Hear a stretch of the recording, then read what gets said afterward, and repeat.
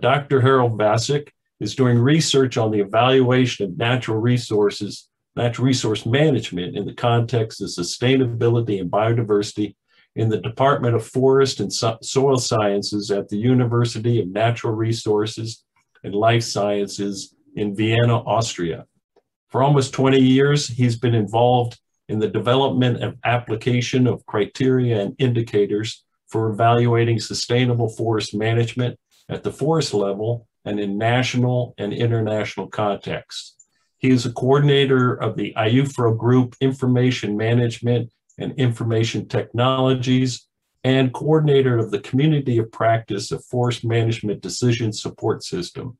Harald has been actively involved in several European scale projects on the evaluation of management concepts for non-wood forest products and ecosystem services for balancing multiple interests on natural resources.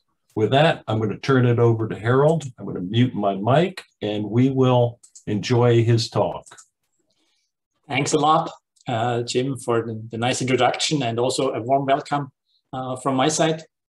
I'm looking forward to this webinar and presenting some findings that we did jointly with a lot of colleagues on the European level, where we have been engaged in several EU-wide projects. I would like to give an outline of the webinar, what I would like to focus on in the next half hour. So on the one hand, providing an overview about the non-wood forest products in the bioeconomy context in Europe. And after this introduction, also presenting some ideas how we can support forest owners in moving towards management on non-timber forest products.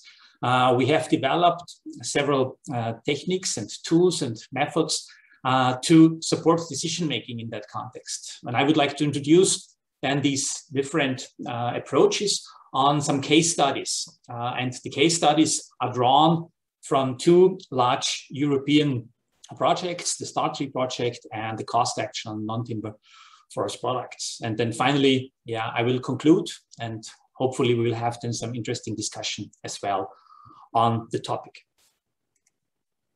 So the importance of non-wood forest products is acknowledged.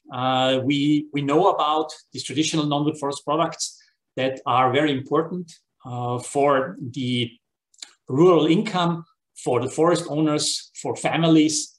It's always an additional source of income from the forests. From several reports in the past, we know that the reported value of market non-wood goods in Europe is very huge.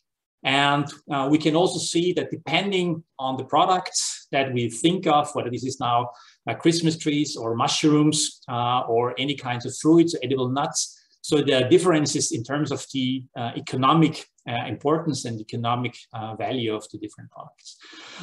We have also conducted in the context of the STAR3 project, the colleagues around Markulovic et al. Have done a nice survey about the contribution of non-wood forest products to the economy.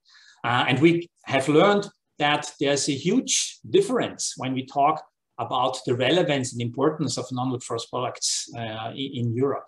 On the one hand, the share of households that collect non-wood forest products is somehow increasing from the western to the eastern parts. We have learned that the mean weight of non-wood forest products that are collected are around 60 kilograms per hectare in a year. And there's also a different share of the households regarding the income and the contribution to the family income, which is almost from nothing, from 1% to 1/3. And when you compare this then all over Europe, again, a different pattern, it means that the total economic value on average is about 20 euro per hectare in forest and other wooded land.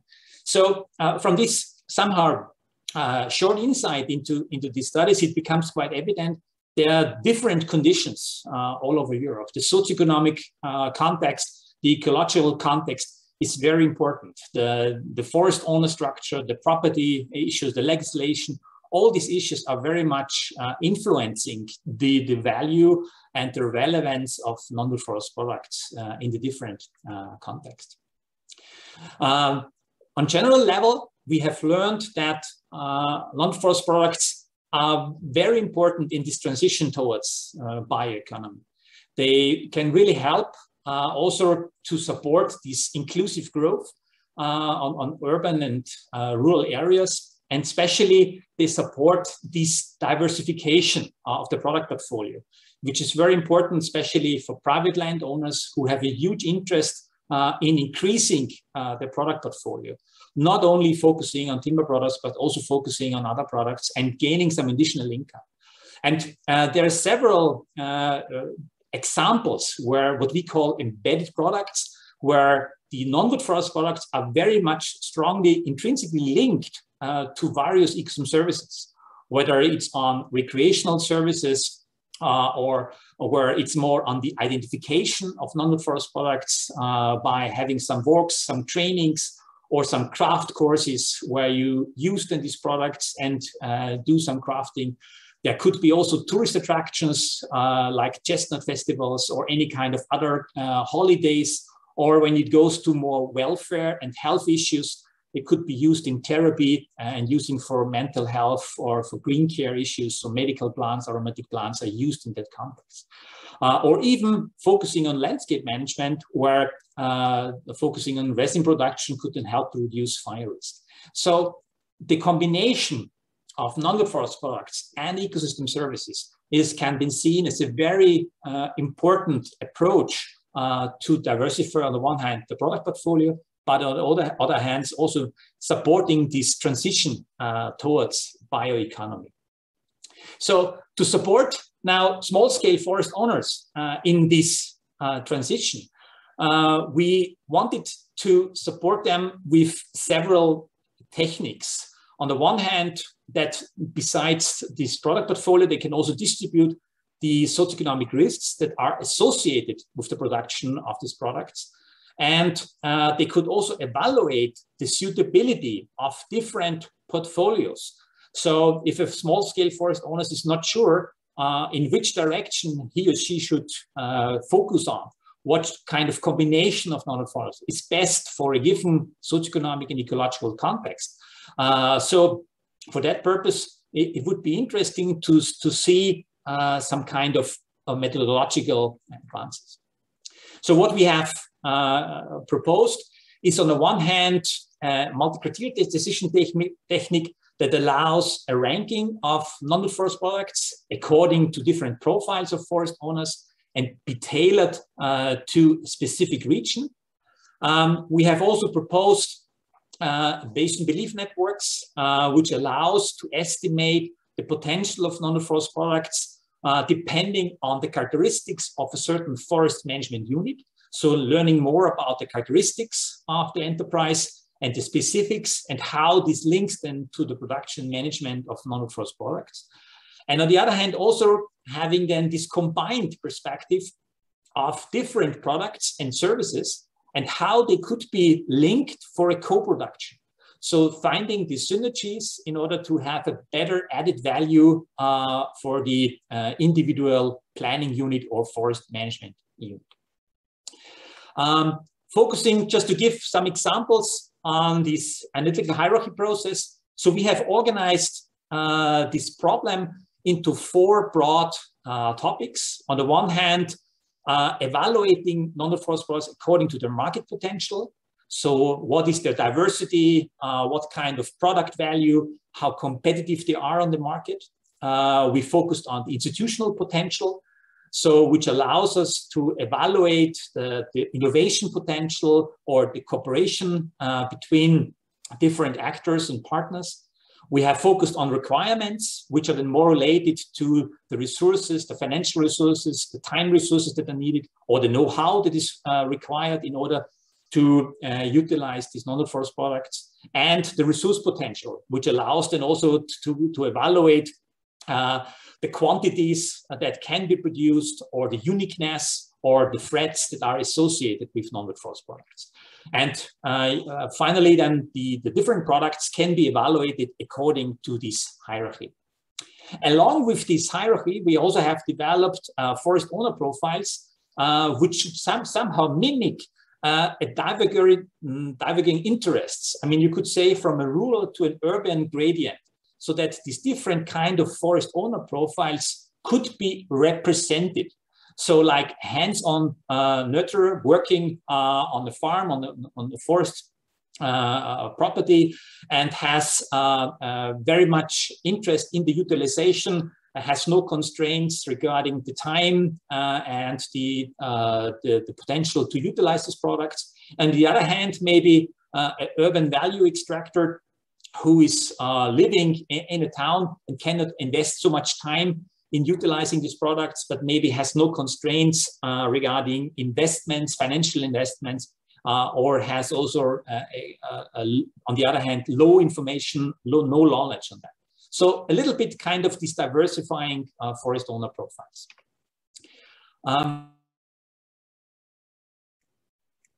Additionally, we have also then developed this Bayesian belief network, where we have a causal network, which is evaluated on the forest holding level. So again, each property is then assessed according to the resource potential, the organizational potential, or the market potential. So how are the properties of this enterprise characterized to utilize the products on the market? What is the access to the market? What is the quality of the product? What kind of resources are available regarding infrastructure, regarding human resources, regarding the land available?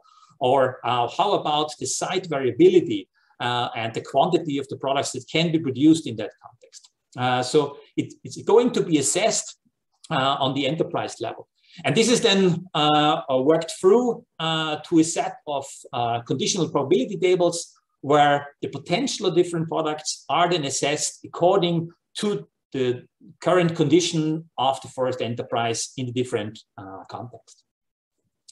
And the third technique, the third method, this influence matrix, was done also in the context of this European network of the cost action, where several countries were participating in order to analyze products from these four categories on tree products, understory products, animal products, and mushrooms and truffles, and also ecosystem services. And here we wanted to better understand if we combine different products and if we combine also these non-wood forest products with ecosystem services, how do the different experts see this influence of the different products on each other? And for that purpose, we just give a brief example. So of such an influence matrix, maybe some of you have already used this on your own. So you can always ask the question in the line. So how does the production of one certain non-wood forest product influence the production of another one? And then if there is an influence, you have to assess how strong. And if there's no influence, you just have to say 0. And with this very simple assessment, you can then develop such an influence matrix where you know then how actively a certain product is influenced and how strongly it is influenced by other products. So to apply now this methodological framework on some case studies, I introduce now some of these examples that we have utilized in the context of our projects. Here I took some examples from 4 different biogeographical zones in Europe. On the one hand, the Mediterranean region, which was already nicely introduced by Sven Mutkin in the first talk in this webinar series, focusing on the products from the Mediterranean region. We have here now 3 examples from Alentejo, Extremadura, and Catalonia. We had also 2 examples from the Alpine or continental context in Styria in Austria and in Transylvania in Romania, and also an example from the Boreal region from North Karelia. And according to exemplify a little bit this evaluation of different products from different regions, There were also several workshops conducted to identify the most promising products in the different regions, which are relevant in terms of the economy, which are relevant in terms of the market, and are seen as a promising means in that context. So like example, we had always these 4 categories: mushrooms and truffles, understory plants, tree products, and animal origin. And depending on these 4 categories, then for each region, we have a set of 1 or 2 different products in that context. And we would like to learn now from this evaluation which of these products or which of these categories is most promising in the different contexts. You can see that most of these products are well-known examples, like cork in the Mediterranean region, or pine nuts. Also aromatic plants or medicinal plants like yellow lavender or yellow gentian, the chep or the truffles, or different animal products like Cervi iberico, or also wild boar examples. And if we focus on the other cases from North Karelia and Styria and Transylvania, a similar setting. So also products which are focusing on trees like birch sap or larch resin, and on the other hand, mushrooms and truffles and products from animal origin. And the case studies are very much different in terms of their socioeconomic, in terms of the ecological context, in terms of the ownership structure of the forest owners, whether they're more privately owned, more government owned. They're also different in terms of legislation and governance framework. So that's why it's quite interesting to see also what is then more important.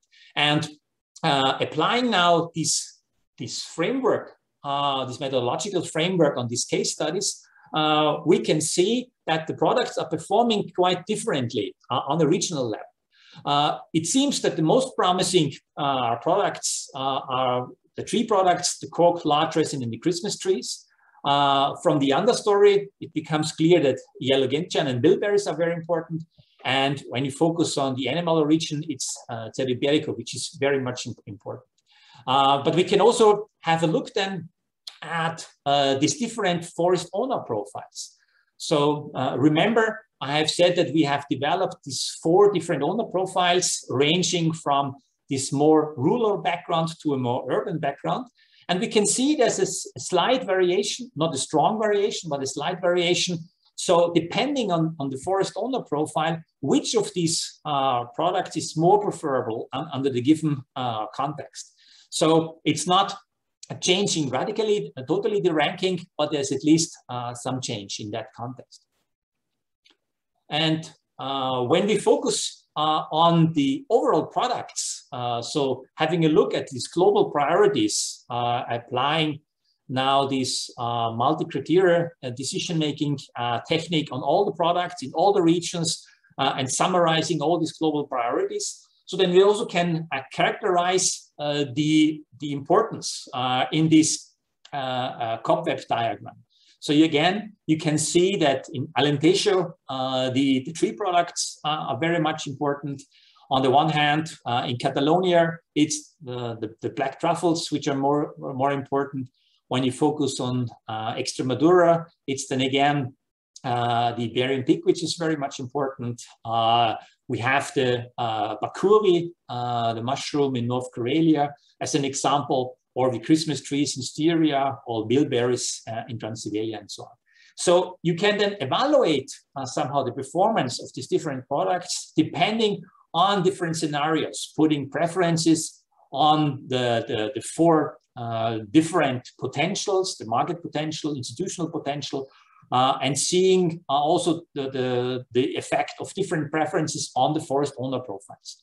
So this gives a little bit an opportunity to evaluate the performance. Here in this example, I use now these equal weighting scenarios, so where all the forest owners are set equal and relevant to the 4 product categories. When we combine now the production of different products in a joint setting, so then it becomes quite interesting to see what are now the added value, what are the synergies in combining different products.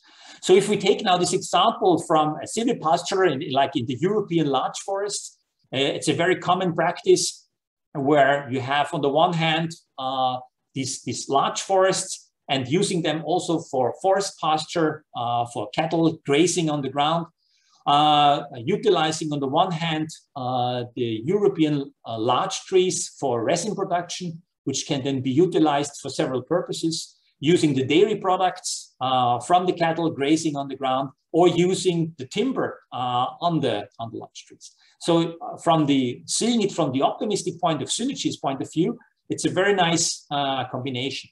On the other hand, you could also see there are some kind of negative consequences when you're combining these different products and services on the same planning unit.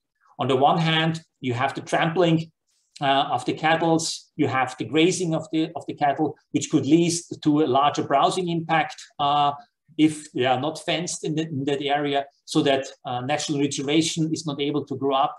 There could be soil erosion and rockfall as a consequences of the trampling of the soil compaction, can also then lead to less productivity of the trees growing on that side. So it's important to see what is an added value of combining them. And like another example like we have here, could be an organic Christmas tree production, where you combine the production of the Christmas trees with the Shropshire sheep production. So on the one hand, you have the nice opportunity to utilize the Christmas trees, to utilize also the branches from, in this case, fir, for selling it as a decorative material. You can also utilize the meat from the sheep that is grazing on the ground, and also use then maybe dairy products again from the sheep grazing on that. So again, a nice combination, and you could even combine it from the cultural perspective, using also this as an opportunity for celebrating Christmas with families in that area. So making it and linking it to recreational services as well. On the other hand, you could also say not doing it in an organic way, but using fertilizers in that context to support the production of Christmas trees, utilizing pesticides or insecticides, could cause maybe some troubles in the marketing or in the combination with other products. So the question again is how to combine now different products in a meaningful manner. And under this context, we have also asked the experts in Europe how they see what kind of management interventions they would see as relevant to favor certain non-wood forest products. So thinning operations or any kind of conservation management activities were seen always as the most promising management interventions to support the production of non-forest products. Cultivation practices or any kind of planting and tending activities are also seen as important. And you can also see that there are differences in terms of the different products. So especially for animal products, conservation management is more important. And when you focus more on tree products, then thinning operations or tending operations are more important in that context. So learning now about these interactions, and as I have introduced these influence matrix at the very beginning, we have also wanted to know how is now the production of different non-wood forest products influenced by others. And what you can see here in this graph is the mean number of influences of the different products. So it means that wild animals, tree products, herbs, forest berries, and so on are those products which are very strongly influenced by others. And on the other hand, so they are quite in front end. And when we ask how often does the production of a non-wood influence others, we can also see that tree products, wild animals, pasture, shrubs, or Christmas tree or production is on top. So they are the main influences of other products in that context. And when we now compare these sets with each other, so we can easily see that those products which are very much influenced by others are also strong influences. And those which are very much influencing are, on the other hand, very strongly influenced by others. So this means it's very important to look at these synergies of the co-production of different products and ecosystem services. And looking at now from the perspective of the positive and negative influences, because you can always see a certain management activity has an influence, but you can ask, oh, how strongly does this influence the production, a positive or a negative way? And it becomes quite evident that bees or birds or crop production has a very positive production influence. On the other hand, like resin production or Christmas trees have a more negative influence overall, comparing with all the different products in that context. And there are also quite a strong set of products which are in between and which we can see as neutral. Why is this not relevant, this kind of analysis? Again, we could interpret now these influences in a more graphical way and also coming to some conclusions. So such an influence matrix can be nicely analyzed in a way that all these influences are mapped on a two-dimensional map. And depending on the quarter where these different products are then located, you can then start with the interpretation. So on the one hand, you have the buffer elements. So this means they cannot be influenced very much, and they also do not exhibit much influence on others. So that's why we call them buffer elements. They do not cause so much harm. On the other hand, we have some passive elements. So this means they're very sensitive to changes, these kind of products, and they need a very thoughtful assessment because they are very strongly influenced by others. We have, on the other hand, active elements, which are very important when we have an interest in intervention on the system. So when we have a forest owner would like to change something, he would like to know on which kind of product and which kind of services I should concentrate in order to have then this strong influence in the system. And here, much can be achieved by modifying those products towards the goal. And then we have also the critical elements. These are very strong feedback mechanisms related to them. So this means they are very strongly influenced and they are influencing others very strongly. And this means also do undesirable effects then maybe on the overall system. And when we use now this interpretation of this influence matrix on our case studies in Europe, so then we can draw these different products in this map, and we can see then what are some effects or what are some examples. So again, I took here just 4 countries, Austria, Romania, Finland, and in Portugal. And we mapped the different products according to their influences in these maps. There's always the active, the buffer, the passive, and the critical quarter in each of these quadrants. And when we pick now some of these examples, like taking now the wild animals, so then it becomes evident that the interpretation of these influences is quite different between the different regions. So in Romania, it's quite seen as a critical element, while in Portugal, it's seen as a buffer element. And in Austria and in Finland, it can be seen as an active element, where you can still change something, but it's not seen so critical. So different perception depending on the ecological and socioeconomic context of the different products. When you pick the mushrooms, on the other hand, we can learn that they are quite a buffer element in Portugal and in Austria. On the other hand, more a critical element in Romania. When we took another example from these the bees or insects in general, they are on the one hand very active for Finland and also for Romania, but not so much in Portugal or in Austria. And when you take another example like truffles in this case, so again, very critical in Romania and more seen as a buffer element for Austria and Finland. It's quite evident the relevance of these products is much less compared to Mediterranean regions in that context.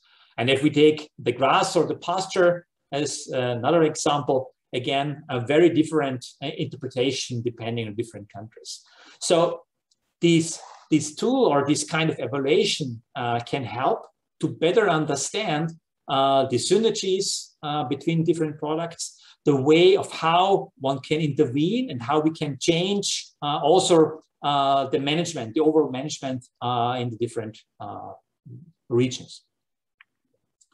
So to come now to some conclusions on these examples, we can see that on doing it more in a regional way, regional conclusions, we can see that in the Mediterranean region, we see some products which have a very high potential from the forest bioeconomy perspective. Cerdo Iberico and cork are known as a very important products. These dehesas are characterized by a high degree on anthropization that also, on the one hand, require this tree layer and also require an intensive livestock. But this is a very important combination. It allows high incomes, and it also allows, on the one hand, a strong market from that. From some studies, we have also learned that our colleagues from the Mediterranean region have told us that there was even an increase of the price of the meat from the Iberian pig, more than 50% in the last 10 years. So it seems that this combined production of, on the one hand, having the tree layer, having intensive livestock, can lead really to additional nice income for forest owners. In the Alentejo region, Calalone region, cork and partly pine nuts are relevant products. But on the other hand, mushrooms, for sure, Ceppo truffles are highly relevant. On the other hand, also these aromatic plants becoming very important in the gastronomy and medical plants are further utilized. 6 examples of yellow gentian has shown that it has some potential for the certain regions, and it really depends on whether research can contribute to further utilization of these products and in the production. In the boreal region, we have learned that this potential of birch sap and also the bakuri mushrooms are very important products. This is, on the one hand, a very trendy product, which is used as an antioxidant in many different ingredients. The production can also be fairly integrated with wood production, which is then also quite interesting for, again, a co-production of non-wood forest products and timber production. And besides that, the bilberries are most relevant. And because of this high resource potential in the boreal region, there's also no scarcity of this resource in that context. So that's, on the one hand, also then shown in this evaluation that regarding the resource potential, this is, for instance, of minor relevance for a boreal region, because the resources are so high that there can always be a good production of bilberries. And when we focus on the alpine or continental context, it's known that, yeah, there are these traditional products, Christmas trees and honey and game meat, but also large resin, as an example, indicates a high innovation potential regarding the products, but also regarding the processes of utilizing then this resin for several commercial products under bioeconomy discourse. And in Transylvania, we have also learned that these traditional non-forest products are quite established on the market, but there's a huge need for institutional support and also for market development in order to really boost the products in economic perspective. When we make a conclusion on these forest owner perceptions, so we see that on the one hand, these hands-on nurturer who live at or close to farm are less limited by any constraints and know-how. So they may seek these products more opportunistically. They have an interest in a steady income and also a low level of financial risks. This is their main interest. And on the other hand, urban value extractors on the other side of this gradient, they have more financial power but they are restricted and also by time resources and management skills. And that's why they often do an outsourcing. So they have then a strong focus on these high cost, but also high value products, what they can really utilize in that context, like with the pakuri mushrooms or any kind of others, where you invest some efforts, truffle production and so on, and on the other hand, have also high value then related to that. And the performance difference is quite strongly what we have learned. We need much more information about these profiles from the forest owners. So about the entrepreneur behavior. So a lot of research would have to be done in order to better understand the perception of these forest owners. Yeah, and maybe a final conclusion slide on that issue. This interaction that I have shown, which was worked out with the support of many colleagues in Europe, depends very much on these ecological and socioeconomic conditions. It depends very much on the scale of the production. And the only thing what we can conclude is that understory plants and mushrooms tend to be influenced relatively stronger than others. But it's very important that we seek these forest management concepts that focus on synergies and minimize, on the other hand, trade-offs. That's very important. Because of these different socioeconomic contexts, because of these different exploitation rights, because of the different policies and legislations in Europe, in the different regions, we have to clearly define these rules and regulations because they affect very strongly the value chains. And only when we can really define them in a clearly way, so then we can also really move to this transition to bioeconomy. That's really, I think, a big challenge to find some harmonized way in that context. So it allows some alliances with other sectors when it comes to industry, when it comes to health, to personal care, to art, to tourism, nature protection, biochemistry. So as I've indicated, very often these products are embedded along with other ecosystem services. And so that's why it's so important to find these nice synergies between services and products to foster these bio-based solutions.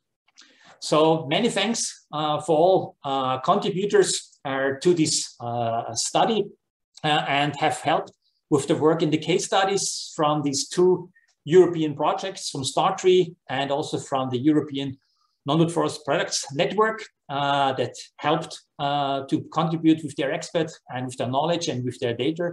So my deep thanks to all of them. And I'm ending here with maybe just a small advertisement. If you are more interested to learn about these products in Europe, so then you're also invited to have a look at one of the outcomes of the cost action that we published in that context. So thanks again for your interest in this webinar, and I'm open for any kind of questions or comments.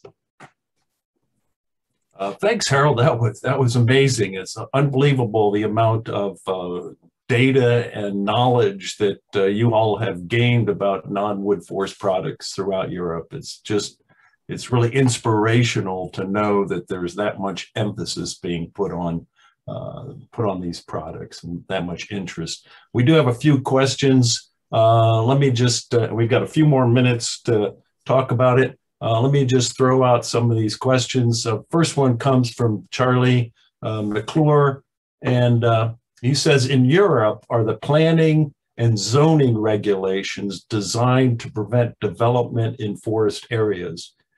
In the US, development of the land is one of the major factors in long-term economic planning, especially for smaller landowners.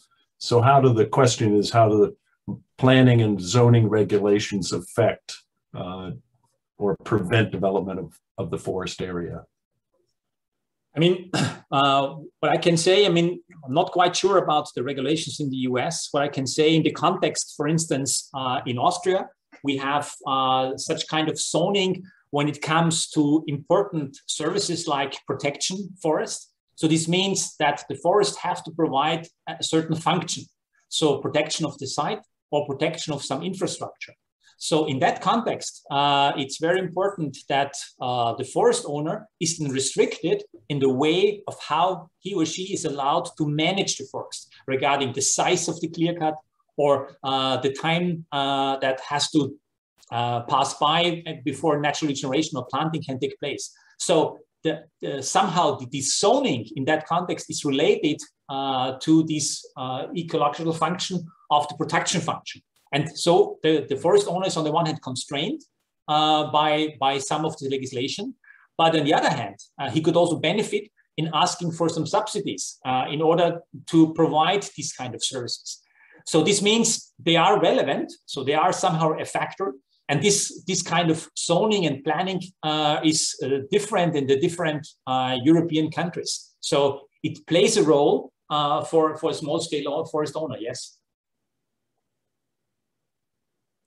Excellent, thank you. The next question comes from Algiz, and he says, if natural resources from private forest become products only after forest resources are collected, prepared for use or consumption, and placed in the market for purchase, then two questions. How do you ensure private ownership rights? And the second, how to ensure transparent and simple ways to deliver NWFP to market by resource owners or by who obtain right to use the resources. So we're talking about private ownership and movement of the product. Yeah, perfect questions. I mean, these are the key challenges. I would currently say there are different regulations in the different countries. It depends very much on the legislation again. Some countries offer the opportunity to the forest owner to make a temporary restriction, for instance, on the collection of some products. So this can be done on a temporal basis. So this would allow then a private forest owner to collect these products on his or her own. But on the other hand, on the other countries, we have the everyman's right. So in that context, you are not able to restrict the access to these products. So in this way, it's then quite a challenge how to ensure these private ownership rights. On the other hand, there are also legal constraints. So on the legal perspective, some countries limit the amount of products that are allowed to be collected on a certain day, in a certain manner, in that context, so that to make sure that there's no overexploitation of these products. But private ownership rights is I think, is a key issue in that context. And the second question was more related on these, I think, what was the second question? It was somehow related to the movement of the product. Yeah. Right. I think that's a matter then on how you organize this. So sometimes there are different models, like license models. So in that way, commercial collectors are also then allowed to use this license in order to collect these products and bring it to the market, and the private forest owner can gain some benefits on selling these licenses. So this is then a way of how you can do this in a transparent and simple way in that context. And there are also very innovative concepts available done with smartphone applications, where the forest owners are then able to sell, so to say, that their licenses through smartphone applications to commercial collectors. But yeah, it's on the other hand, for those where you have no regulations or no such kind of license models, it might then be hard to ensure these rights. Yeah. Very good, thank you. I've got a statement from Marguerite Tomei, and she says, I'm surprised that Cerdo Iberico, is that how I pronounce it, was not considered important in Alentejo by the landowners. I think this was mostly limited to maybe a methodological reason, that we wanted to limit the number of animal products for the different case studies. So that was more the reason. So it could be also be considered, and the list of potential products for the different categories, animal products, tree products, whatever, could be even longer. So it was just a matter of making it capable from the methodological perspective. But yeah, for sure, it could be also considered as relevant, yeah. Karsten, in Denmark asked a question. It says, great to see the richness of empirical NTFP data and all those examples from across Europe. It would be exciting to see an analysis of the data, especially oriented towards throwing light on how NTFP and the bioeconomy can be integrated into in Europe. Any thoughts on how can this rich data be analyzed and used to inform the transition towards a bioeconomy?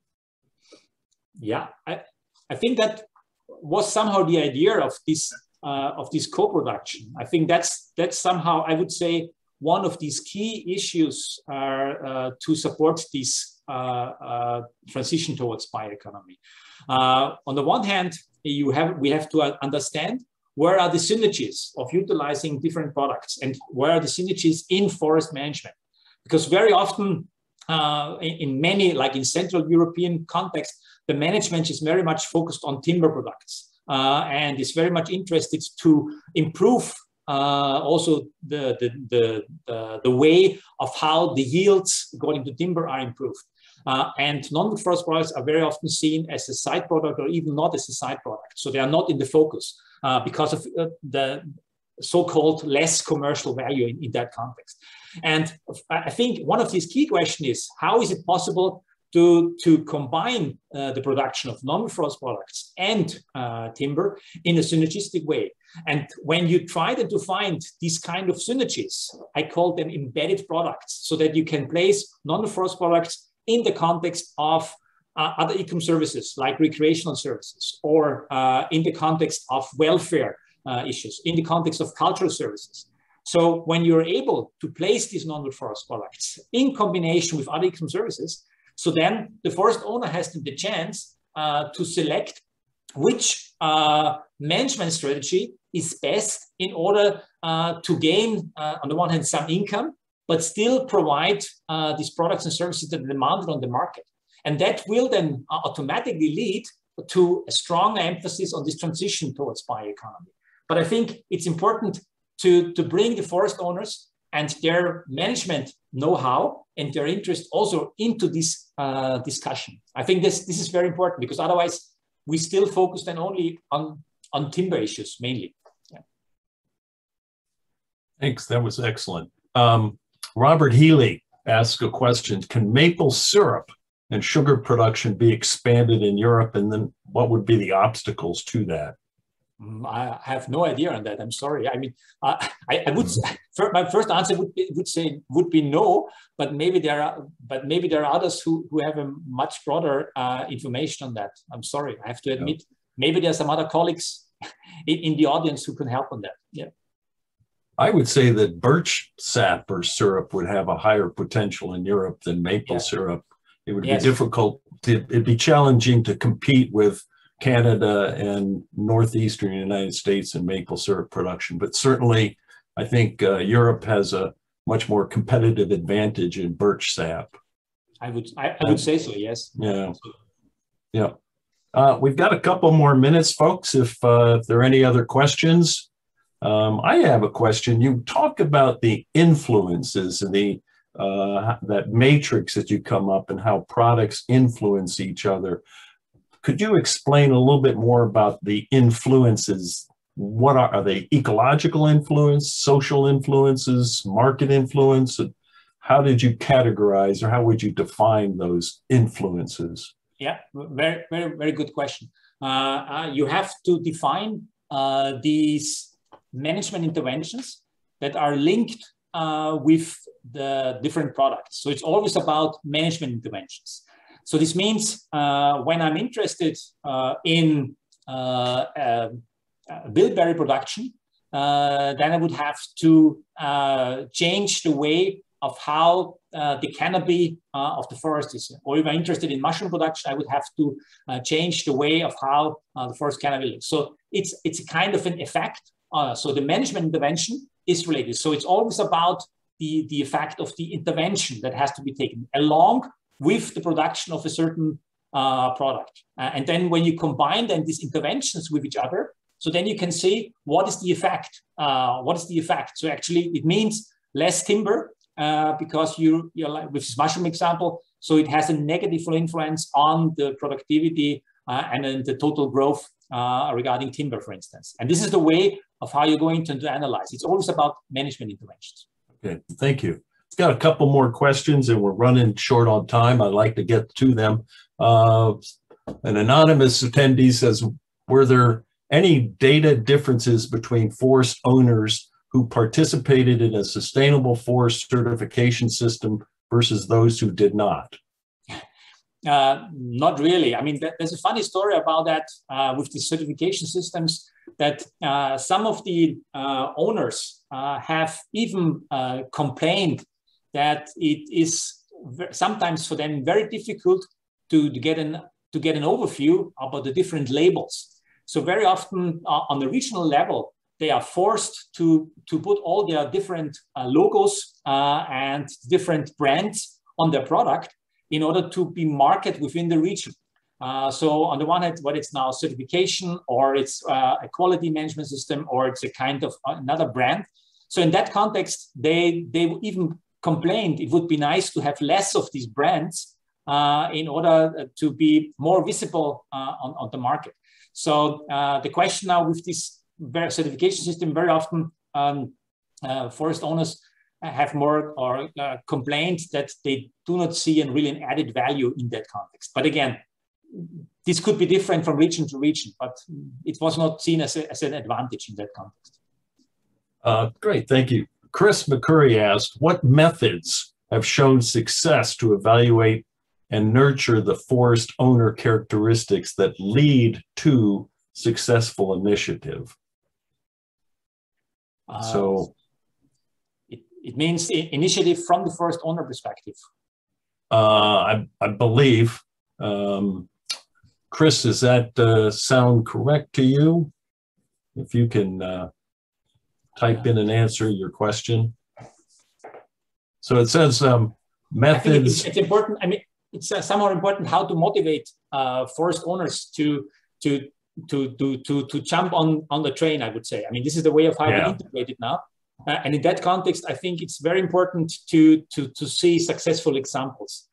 So whenever we have such kind of gathering of forest owners who learn from each other, so that's always the best way. I mean, these kind of workshops or any kind of trainings where you see that there's a successful example of how this can be implemented.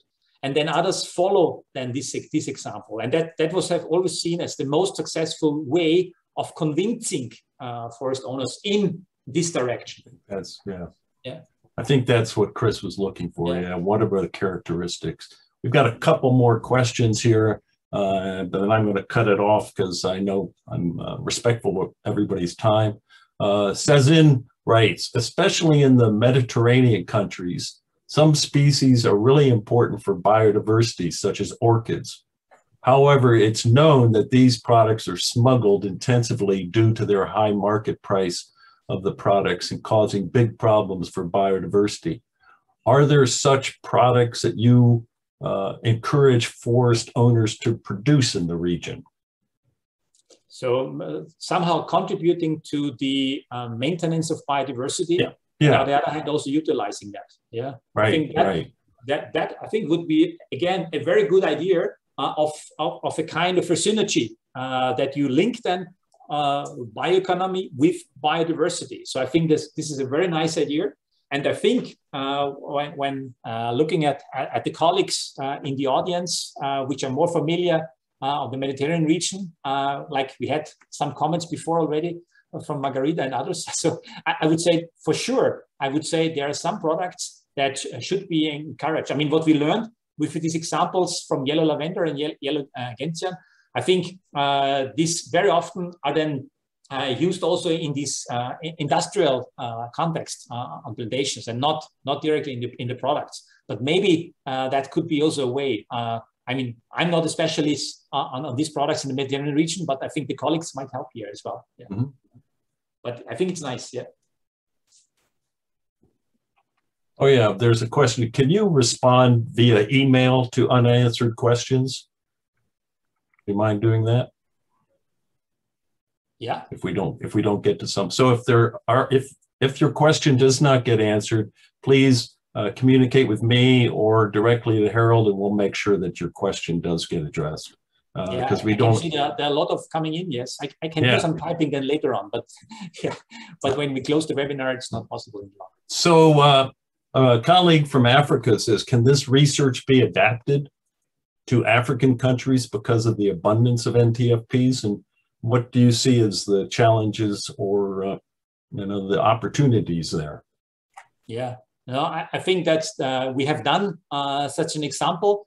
For instance, in the context of Burkina Faso, we have also utilized different fruit trees and multi-purpose trees, and we have evaluated them in a similar context according to the potential to give a recommendation to landowners, especially in the context of restoration activities, because it's known that many of these restoration initiatives are very much focusing on some specific trees like acacia, and focusing more on these multi-purpose trees, which are in more interest for the general public or the local communities, is very important. So on the one hand, asking the preferences from the first communities, the communities generally, about their interest on multi-purpose trees, and then selecting these tree species based on the interests on the communities.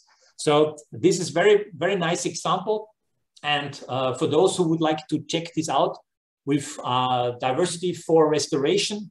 This is an online tool where you could then also, this is especially tailored for countries in South America and also in Africa and Asia. So you could try this out and select a tree species based on your preferences and interests. So it can be adapted also to other contexts, yes, for sure.